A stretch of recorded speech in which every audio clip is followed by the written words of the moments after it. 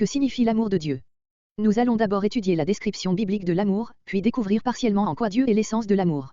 L'amour est patient, il est plein de bonté, l'amour n'est pas envieux, l'amour ne se vante pas, il ne s'enfle pas d'orgueil, il ne fait rien de malhonnête, il ne cherche pas son intérêt, il ne s'irrite pas, il ne soupçonne pas le mal, il ne se réjouit pas de l'injustice, mais il se réjouit de la vérité, il pardonne tout, il croit tout, il espère tout, il supporte tout.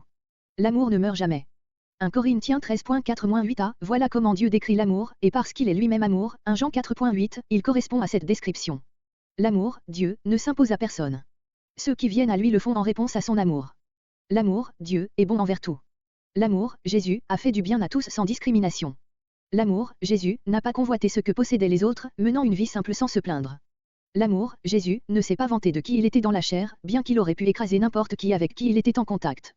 L'amour, Dieu, n'exige pas l'obéissance.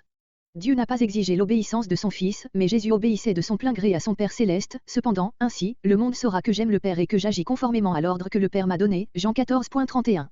L'amour, Jésus, cherchait et cherche encore les intérêts des autres. L'expression la plus forte de l'amour de Dieu nous est communiquée en Jean 3.16, en effet, Dieu a tant aimé le monde qu'il a donné son Fils unique afin que quiconque croit en lui ne périsse pas mais ait la vie éternelle. Romains 5.8 proclame le même message, mais voici comment Dieu prouve son amour envers nous, alors que nous étions encore des pécheurs, Christ est mort pour nous. On comprend par ces versets que le plus grand désir de Dieu est que nous le rejoignions dans sa demeure éternelle, au ciel. Il nous en a ouvert la voie en payant le prix de nos péchés. Il a choisi de nous aimer. L'amour pardonne. Si nous reconnaissons nos péchés, il est fidèle et juste pour nous les pardonner et pour nous purifiera de tout mal. 1 Jean 1.9. Que signifie donc l'amour de Dieu? L'amour est un attribut de Dieu, un aspect essentiel de son caractère, de sa personne. Il ne contredit en rien sa sainteté, sa droiture, sa justice ni même sa colère. Tous ces attributs ont en parfaite harmonie. Tout ce qu'il fait est aimant, autant que juste et droit. Dieu est l'exemple parfait de l'amour véritable.